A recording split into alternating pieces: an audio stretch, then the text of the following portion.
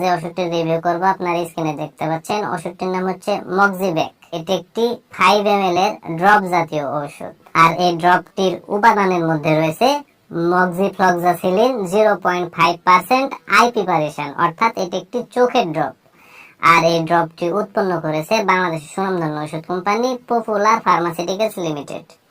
এখন আসুন যে মক্সিবেক আই ড্রপটির কার্যকারিতা কি, অর্থাৎ কোন কোন রোগের ক্ষেত্রে ওষুধটিকে ব্যবহার করা হয় সেটি আমি আপনাদের বলে দিই। এই ড্রপটির কার্যকারিতা বলতে গেলে ব্যাকটেরিয়া জনিত ইনফেকশনের কারণে চোখের যে রোগসমূহ সৃষ্টি হয় সেই রোগসমূহ নিরাময় করতে মূলত এই ড্রপটিকে ব্যবহার করা হয়।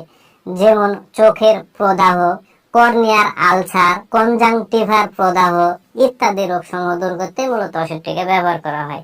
আমি এক কথাতে যদি বলতে যাই তাহলে ব্যাকটেরিয়া দ্বারা ইনফেকশনের কারণে চোখের যে রোগসমূহ গুলো সৃষ্টি হয় সেই রোগসমূহ দূর করতে মূলত চোখের এই ড্রপটিকে ব্যবহার করা হয়। এবার আসুন যে আসলে মক্সিবেক এই আই ড্রপটির ব্যবহার বিধি কি সেটি আমি আপনাদের বলে দিই।